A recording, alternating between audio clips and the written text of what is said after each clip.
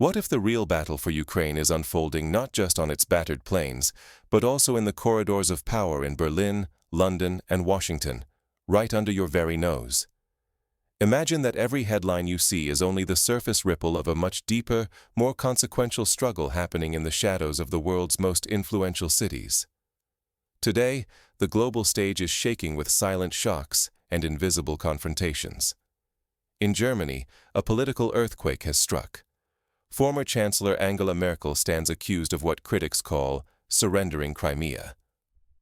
This is not a minor quarrel. It is a scandal rattling the pillars of European unity and trust, with echoes reminiscent of the Watergate scandal in the United States or the Profumo affair in Britain, which both shattered public faith in leadership. Meanwhile, Moscow is anything but passive. Russian state media and senior officials are fanning the flames, openly demanding revolution in Ukraine and flooding the airwaves with provocative, destabilizing declarations. This information blitz is reminiscent of Soviet-era disinformation campaigns, when the Kremlin would orchestrate elaborate efforts to sway international opinion and sow discord among Western allies. Out of the spotlight, London's investigators have dismantled what they allege is a sprawling sabotage ring linked to the notorious Wagner Group, a chilling sign that the front lines of information warfare now snake through every capital, unseen and unchecked. The shadowy nature of these operations recalls the Cold War's espionage games, where cities like Berlin and Vienna were hotbeds of covert action, and the line between war and peace was never clear. Back in Germany, migration policies are tightening with unprecedented force. Deportations are climbing, and critics warn this crackdown is igniting fresh waves of fear and tension across the continent, threatening to unravel communities already on edge. Many compare these developments to the migrant crises of 2015, when waves of refugees from Syria and North Africa tested the limits of European solidarity and exposed deep divisions between and within nations. But the turmoil is global. In a rare act of defiance, Moscow's citizens are taking to the streets. In Thailand, a year-long period of national mourning has begun, echoing the shock and aftershocks that are rippling far beyond Europe's borders. Such events are reminiscent of the global reverberations following the death of Princess Diana in 1997, or the Arab Spring uprisings of 2011, when single events sent waves of change across continents. Ignore these tremors, and you risk missing how these hidden battles threaten your freedoms, your safety, and your future. The world is shifting, sometimes in shouts, sometimes in whispers, and the choices made in distant capitals may soon land at your own door. Consider how decisions made during the Cuban Missile Crisis in 1962 nearly brought the world to the brink of nuclear war, affecting ordinary lives thousands of miles from the negotiating table. These upheavals are more than headlines. They are signals of deeper shifts beneath the surface. To understand what is truly at stake, we have to look closer at each fault line, peeling back the layers to reveal the real stakes and the real players.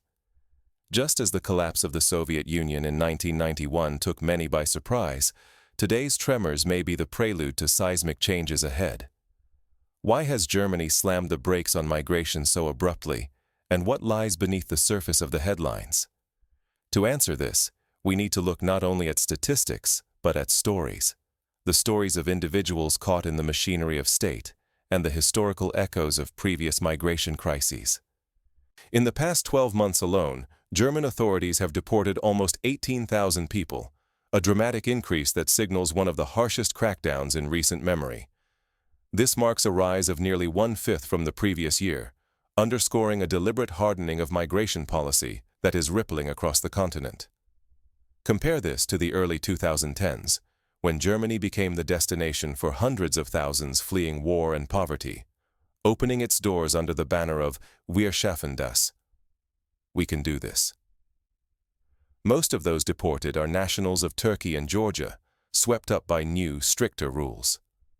Shockingly, 1 in every 5 removed is not an adult, but a child or teenager.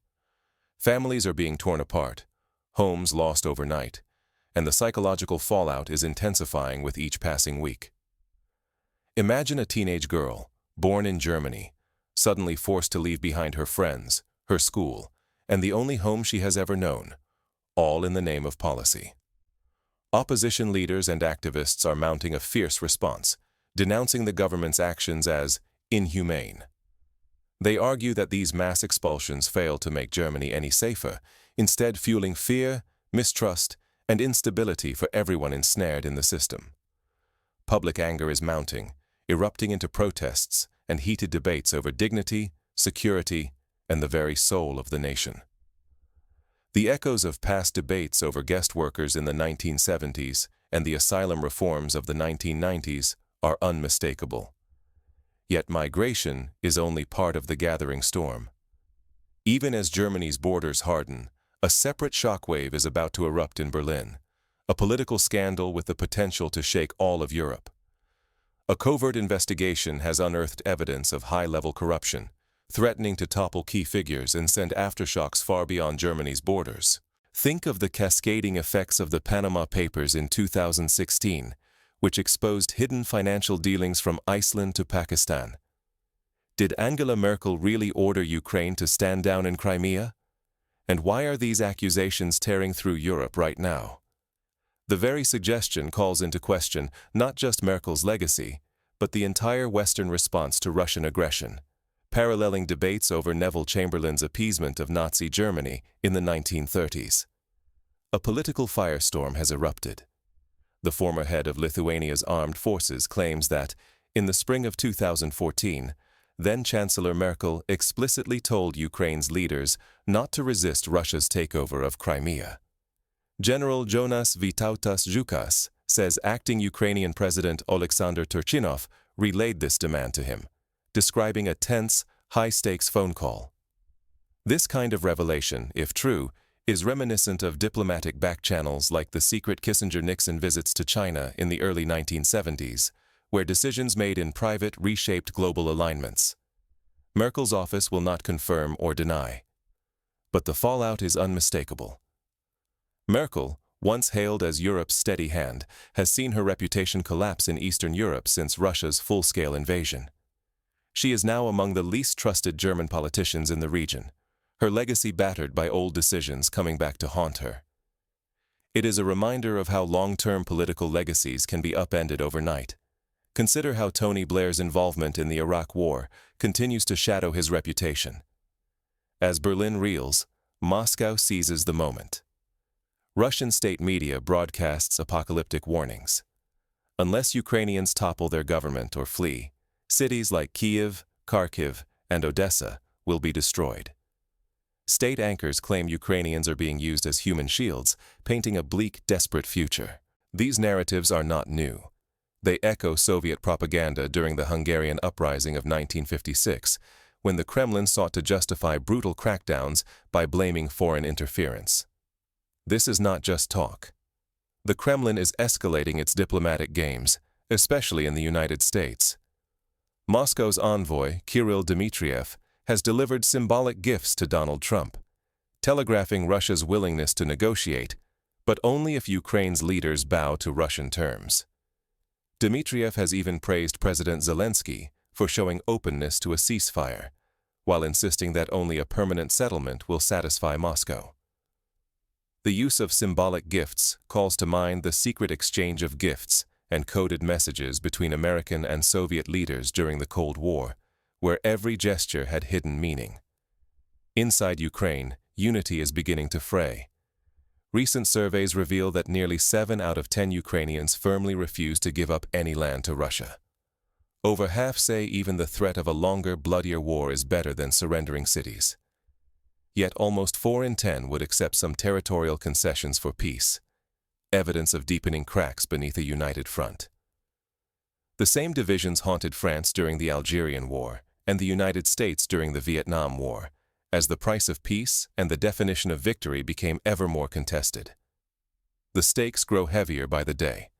With accusations flying and propaganda on all sides, Ukraine risks losing international support, splitting its alliances, and seeing the conflict drag on indefinitely.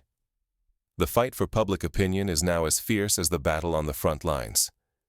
Recall how American support for the Vietnam War collapsed after the Tet Offensive, or how the Yugoslav wars of the 1990s fractured Western consensus. But just as the diplomatic pressure intensifies, another crisis is boiling over. Europe's borders are being tested in ways not seen for decades. The Schengen system, once a symbol of unity and open borders, is under renewed strain, and echoes of the Balkan refugee corridors haunt the continent once again. Are espionage and sabotage now the true front lines in the battle for Europe's future? The shadow war is no longer hidden. In the heart of London, authorities recently exposed a secret network linked to the Wagner Group, a Russian mercenary force infamous for its brutality. Their task: set ablaze warehouses packed with humanitarian and military supplies destined for Ukraine. The fires destroyed millions of pounds in critical aid. The damage went beyond material loss. Each attack eroded trust, striking at the arteries feeding Ukraine's resistance. Justice arrived swiftly, but the aftermath was sobering. Several members of the sabotage ring received severe prison sentences. Their goal had been clear: choke off the flow of vital support to both Ukrainian civilians and soldiers. The incident proved that this war's boundaries reach far beyond Ukraine's fields. They now cut through Western cities. But the fractures are not limited to security. The unity of the West, once unwavering, now shows deep fissures. NATO's Secretary General, Jens Stoltenberg, has conceded that Western nations failed Ukraine at decisive moments, times when faster, bolder action might have shifted the war's momentum. Despite grand promises, the United States and the European Union have delivered arms and aid at a sluggish pace. Every delay feeds risk for Ukraine and hands advantage to Russia. The echoes of the late response to the Bosnian War, where Western hesitancy cost thousands of lives, are hard to ignore. Analysts warn, this war may grind on for years. Each month of hesitation and indecision increases the uncertainty. Ukraine's fate now teeters, not only on the front lines, but in distant boardrooms from Washington to Brussels. If Western resolve weakens further, Ukraine could collapse. Worse still, a wider conflict could erupt, threatening to swallow all of Europe. The ghosts of the two world wars, both of which started with localized crises spiraling out of control, loom large over every calculation. Yet the struggle in the shadows is only one part of the crisis. Beneath the surface, social unrest and political divisions are spreading, not just in Russia, but throughout the West. Think of the protests that swept Paris in May 1968, or the Occupy Wall Street movement in the United States in 2011. When cracks appear in the social fabric, they can widen quickly and unpredictably. But the real question is, how are these fractures fueling even deeper shocks across Europe's political landscape? The next act reveals how unrest and uncertainty are crossing borders, challenging old alliances and exposing new vulnerabilities. How do rare Moscow protests and violent street clashes between migrants expose mounting pressures that threaten societies everywhere? In central Moscow, a small group of protesters defies enormous risk, demanding the release of musicians accused of spreading anti-military sentiment. Their courage stands as a direct challenge to the Kremlin's tightening grip, and to laws that punish even artistic expression. Now, a call for creative freedom can trigger a swift, punishing response. The echoes of the Soviet dissident movement, of writers like Solzhenitsyn and musicians like Shostakovich, who used art as a weapon against repression, are unmistakable. But unrest is not limited to political dissidents. In the same city, rival groups face off over something as minor as new fines for feeding stray animals. What seems trivial actually exposes a deeper fracture. When trust erodes, even small issues can ignite public anger. The social fabric unravels thread by thread. This scenario mirrors the powder keg tensions seen in the late Soviet Union, when minor grievances became catalysts for mass demonstrations across the Baltic states and the Caucasus. Then, chaos erupts as a mass brawl breaks out among migrant workers on Moscow's streets. This public violence is fueled by harsh official rhetoric and widespread fear. Marginalized communities become scapegoats, while locals turn their anxiety outward. Economic worries and social hostility begin to merge, blurring lines once considered clear. The anti-immigrant riots in Britain in the 1960s and the Los Angeles riots of 1992 both serve as warnings of how quickly tension can become violence. This wave of unrest does not stop at Russia's borders. In Belarus, the top opposition figure is forced to cancel an overseas trip after her security detail is suddenly slashed. A chilling message that repression is escalating. Meanwhile, Armenia's leadership hints at stepping away from Moscow's influence, a quiet but strategic shift that could alter regional balances. These changes harken back to the Velvet Revolution in Czechoslovakia in 1989, when a single country's decision to break from Soviet control changed the fate of a whole region. Far from Europe, instability takes yet another shape. In Thailand, a full year of official mourning begins, a collective response to national trauma. This moment reveals how political and cultural shocks can unsettle any society, regardless of distance or tradition. The parallels with the aftermath of the tsunami in 2004, or the year-long periods of mourning after the death of revered monarchs, show that national grief can become a catalyst for change or for new divisions. So, what is the risk for us? These outbreaks of unrest and polarization warn that no country is immune to volatility. If we fail to connect these global dots, we may be blindsided by rapid changes that could shake our freedoms, security, and prosperity. The lessons of history are clear. From the collapse of the Weimar Republic to the sudden end of apartheid in South Africa, ignoring distant tremors is a recipe for disaster. With world politics at a boiling point, what can you actually do to protect your own interests? The next chapter explores how covert operations and shifting alliances are transforming what happens behind closed doors. Prepare to see how hidden moves abroad can spark consequences right at home. Think of the way the oil shocks of the 1970s, triggered by events in the Middle East, upended daily life in the West. The real threat is rarely what makes the headlines. It is the crisis you never imagined, the move no one predicted. While the world's attention is captured by scandal and outrage, the most consequential changes unfold in silence. Power shifts in backrooms, alliances form or fracture with a handshake unseen, and shadowy maneuvers redraw the rules even as the public fixates on the obvious drama. This is what happened during the Yalta Conference in 1945, when the world's fate was decided behind closed doors. Ignore these signs, and you risk being blindsided by the next global shock. Political tremors, abrupt policy reversals, or secret deals can upend borders and shake societies in a single night. The stakes are not confined to politicians or diplomats. Misreading these hidden undercurrents can threaten your security, your freedoms, and your way of life.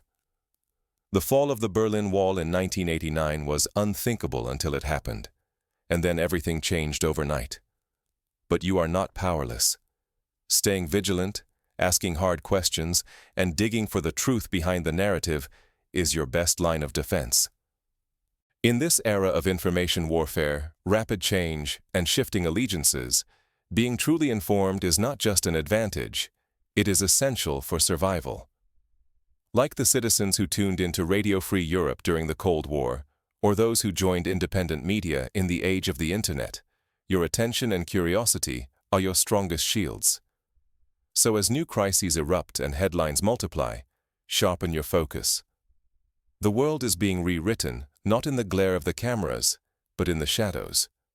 Those who track these undercurrents will not just survive, they will be the ones to shape what happens next.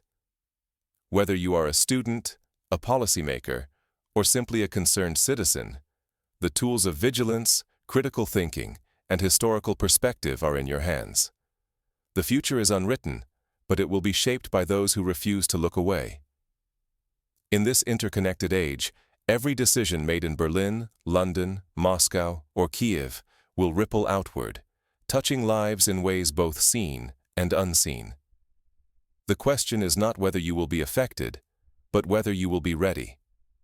Will you wait for the next tremor, or will you read the signs, connect the dots, and act before the shockwave arrives at your door? The choice and the responsibility is yours.